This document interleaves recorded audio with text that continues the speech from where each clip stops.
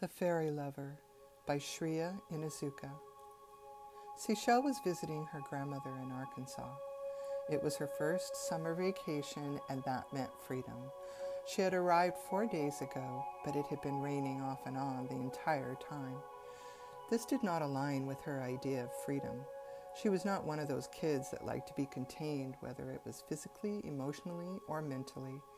The very reason she enjoyed spending her summers at her grandmother's country home was because there were so many cool places to find and hang out in for hours. Seychelle was not your average teenager. She would much rather run the countryside exploring than laze on the couch watching television like most of her friends liked to do. She enjoyed reading, but since she was a fast reader, she had already finished the novel she had brought, which left her little else to do but stare out the window at the drizzling rain. Last night, however, there was an exciting light show, with jagged shards of lightning cutting through the blackened sky. Since the incessant rain had kept Seychelle in the house for days, her grandmother attempted to keep her busy by helping her in the kitchen, shucking corn, canning sugar beans, and grinding up cooked apples to make homemade applesauce. For a city girl, it was rather novel at first, but the novelty soon wore off by the third day.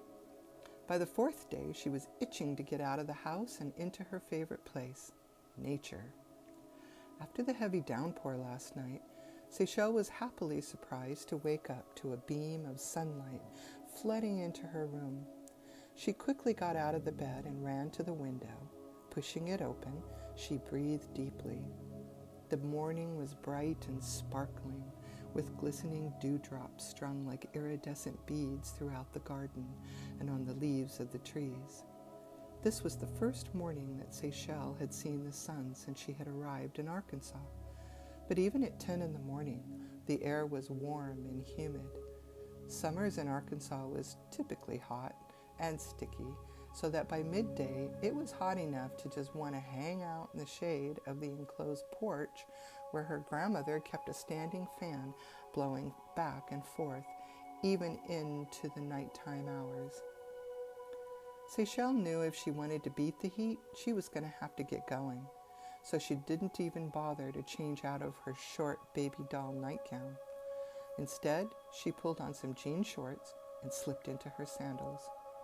She quietly tiptoed down the hall and slipped out the back door, making sure the screen did not flip back, alerting her grandmother that she was leaving the house. She didn't want to get caught cooking all day in the kitchen again. She made her way stealthily through the garden and opened the garden gate. Unfortunately, the hinges were rusty and squeaked loudly before flipping back with a bang. "Seychelle, is that you?" yelled her grandma. "Where are you off to?" Without giving an answer, Seychelle turned around and started running as fast as she could. She was free. Finally, she felt like she could breathe. She stretched out her arms like a bird, flying across the green fields towards the woods. As a young girl, she had been a wild child, but now, on the brink of adulthood, she felt reticent to grow up. What if she lost the magic? What if she no longer felt the wonder of life? No adult she knew of cared a whit about magic.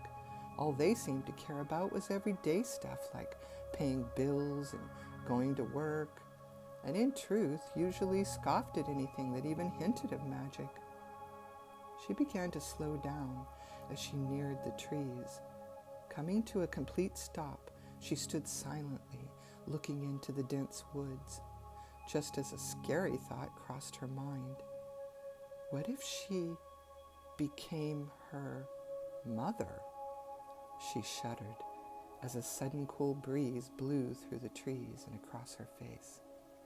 The narrow footpath that lay before her made her want to feel the earth on her bare feet, so she quickly kicked off her shoes, abandoning her sandals at the tree line.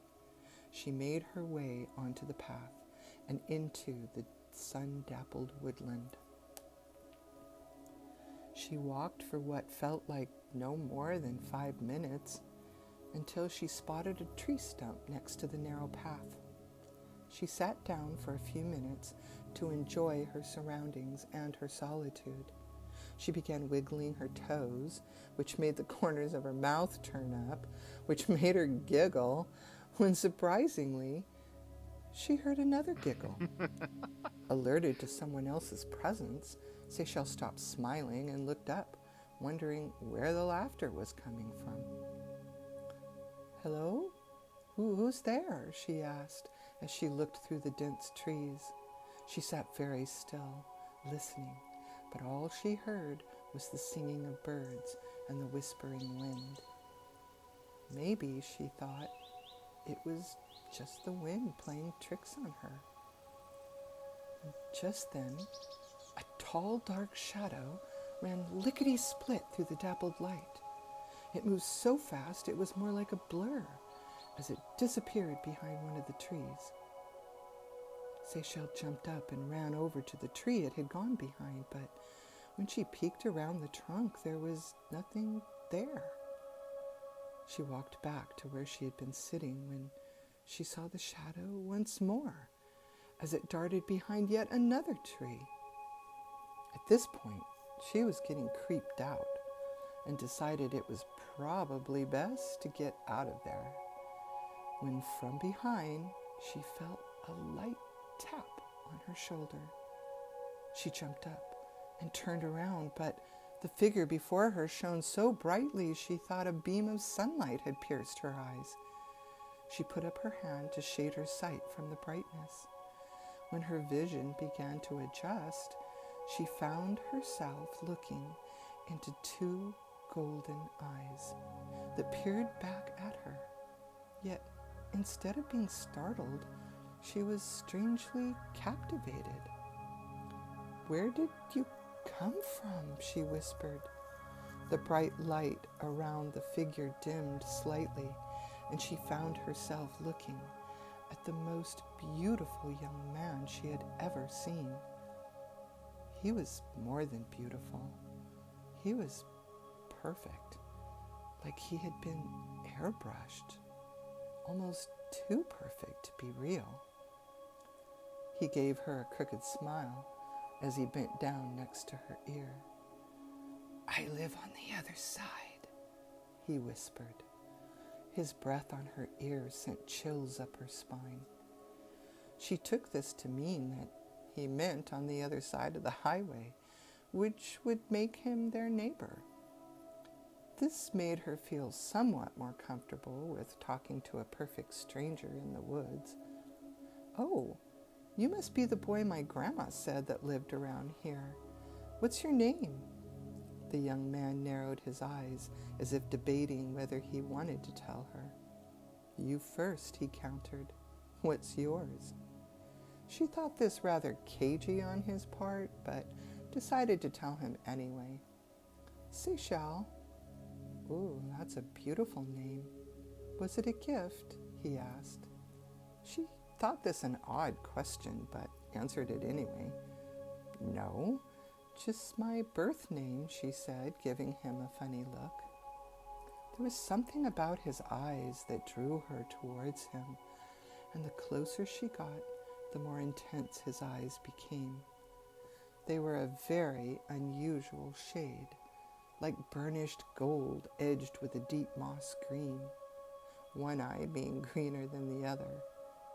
The difference in color was somewhat disconcerting to look at. It was at this point she noticed the clothes he was wearing. He had on a deep green vest that he wore like a shirt. The material was very unusual, almost like leaves had been stitched together like patchwork. His pants looked to be made of doe hide, as there were white speckles scattered across one leg and a rope tied at his waist to keep them up. The hem of his pants was just below his knees, but his boots looked like moccasins that came up to his calves. A blue feather was entwined in his long silvery hair and fluttered with the breeze. Across his chest was 2 wavy blue lines. Seychelle couldn't tell if they were painted on or tattooed. As she stood gazing at him, she began to realize that the woods had gone silent. She could no longer hear the birds or the rustling of leaves overhead or even the babbling creek in the distance.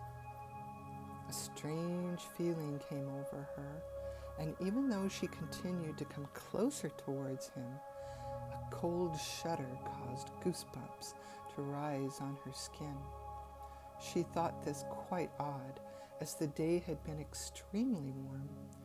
This feeling alarmed her, and she abruptly stopped coming forward. He smiled widely as he held out his hand, coaxing her. "Come," he said softly. She gave him a hesitant glance, but took his hand anyway. It was surprisingly cool to the touch, and his long, graceful fingers closed around her warm hand as he began drawing her deeper into the woods and further from the familiar footpath.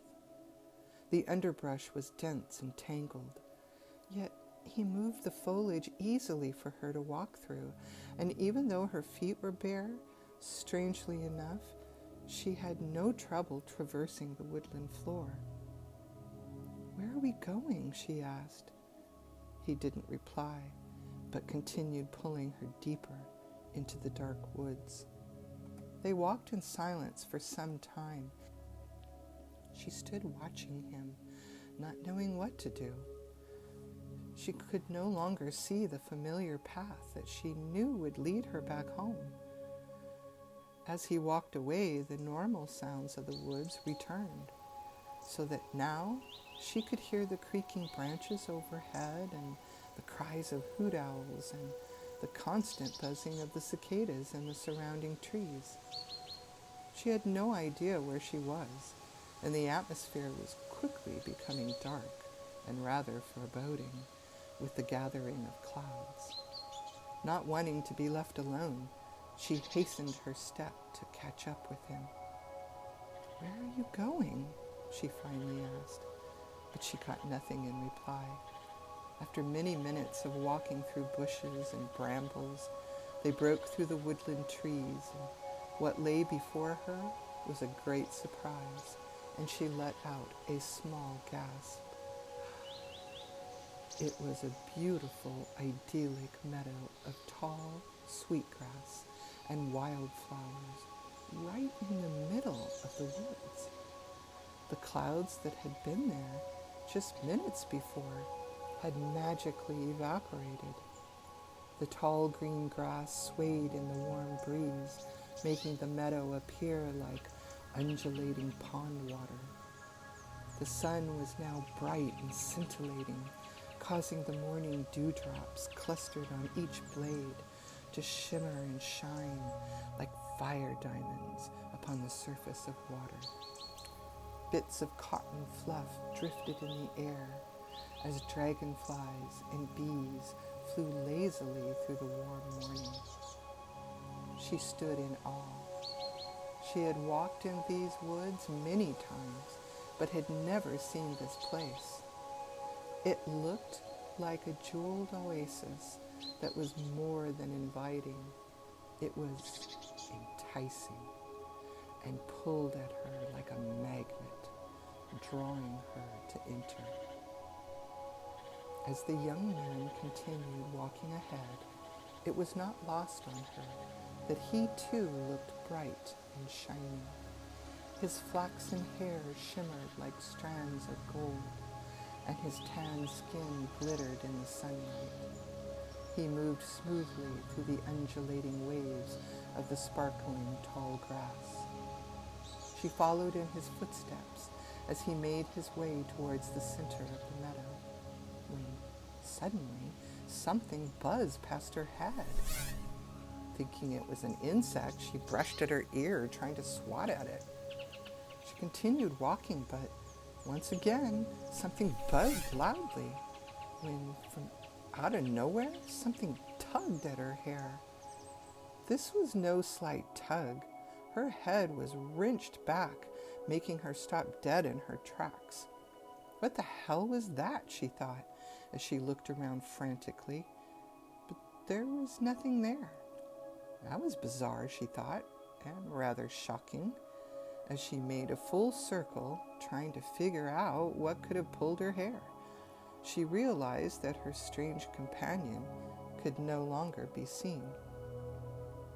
"Where are you?" she called. There was no reply, but in the far distance, she thought she could hear the tinkling of chimes. Was he hiding in the grass? She pushed aside the tall green blades, looking for him. As she made her way through the tall grass, she came upon a perfectly round indentation of flattened grass that was surrounded by large fleshy mushrooms, and in the center of the circle lay the young man on his back, looking up into the bright blue sky. One leg was bent across the other, and a blade of grass between his lips.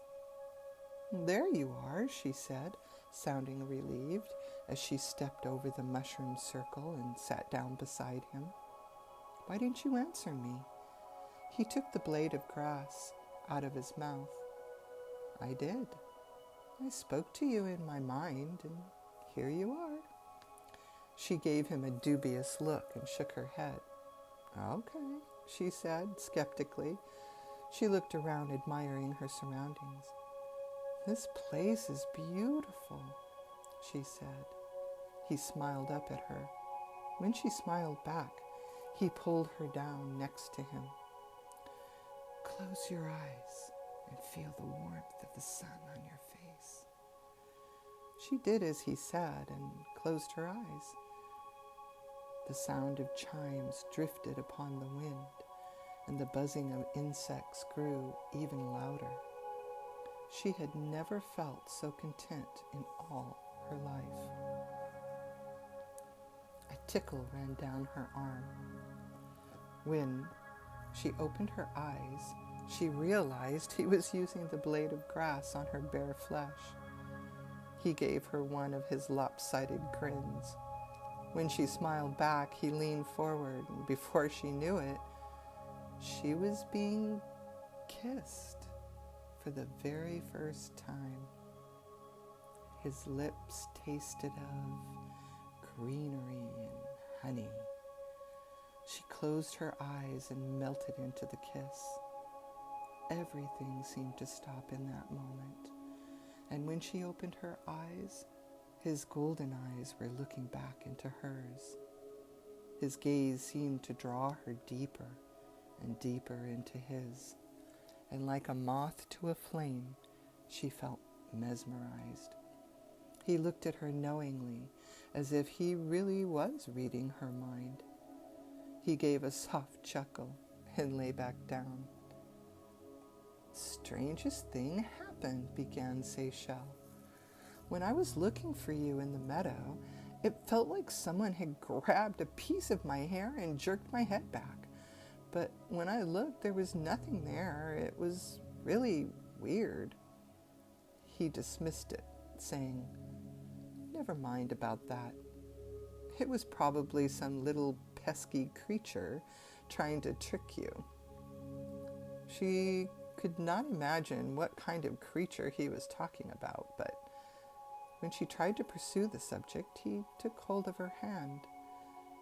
"Let's talk of everything and nothing," he said, as he kissed the back of her hand. "I have never met anyone like you," she said. "Ha! And no doubt ever will again," he said emphatically, which made her roll her eyes. She was not sure how long they lay there talking, but it felt like little time had passed. And like he predicted, they talked of nothing much, but it felt to her as if the conversation was very deep and went on forever. The pungent earth and the green grass enveloped them like a soft cocoon, and before she knew it, she had drifted fast asleep. When her eyes opened again, day had inexplicably turned to night, and the stars were twinkling high above in the indigo sky. She sat up, feeling confused. When she looked beside her, the young man wasn't any longer there. Panicked, she stood up and looked frantically around. Was he hiding in the tall grass again? How could it be night, she asked herself. She couldn't have slept that long. It was summer, daylight savings time.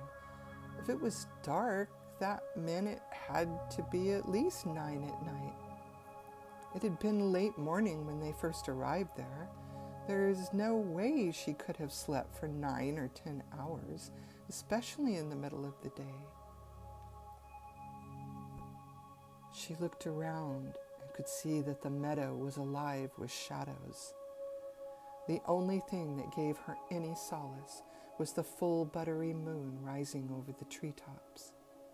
As she approached the woods, her heart began to race. The darkness of the woods frightened her. How in the world was she going to find her way back home? She admonished herself for even following that jerk. She even let him kiss her, and he just left her out there alone. If he had to go, why didn't he wake her first? God, she was such an idiot to have trusted him. She hesitated briefly at the edge of the wood before stepping into the darkness. Strange and deformed shadows moved between the trunks of trees. A large owl hooted once before taking flight, but instead of flying off, it dove straight towards her, screeching as it missed her by only inches. She dropped to the ground, putting her hands protectively over her head as she cried out into the darkness. How could you leave me like this? I can't see a damn thing. With tears streaming down her cheeks, she said under her breath, "How the hell am I going to find my way back home?" At that precise moment, and only a few yards away, a small light came on, casting a pale yellow glow. Seychelle struggled to her feet and looked at it in amazement. As she came nearer to the light, she could see that it was an old-time lantern sitting on a stump.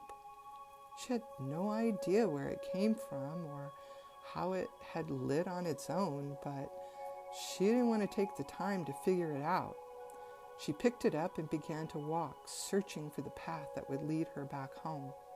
She made her way carefully over the woodland floor, over rotted leaves, prickly ferns, and knotted roots of trees. This time her bare feet did not fare so well.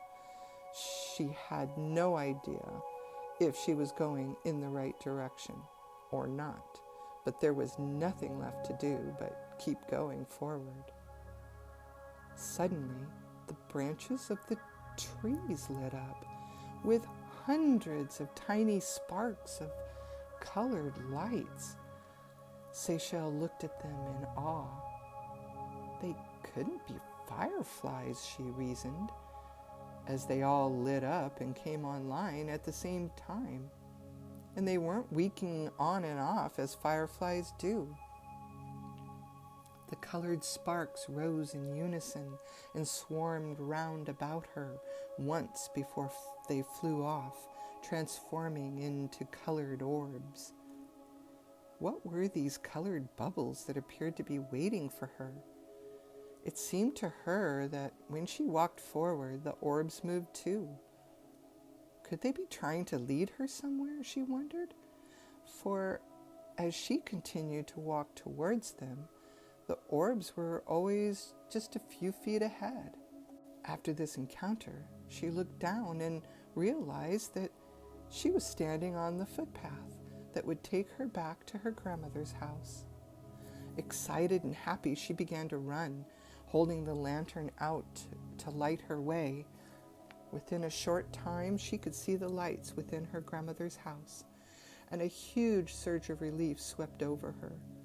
She stepped out of the tree line and into the back pasture, watching the swarm of colored orbs fly up into the moonlit night and get lost among the stars. She ran quickly across the field and through the garden gate as her thoughts turned to the stranger that she had encountered. She recalled how beautifully shiny he was and how his golden eyes had pulled her into them, his kiss still burning on her lips. Where was this place he had taken her? Bobby had said there was no meadow in the middle of the woods, and she'd been in those woods plenty of times and had never come across it.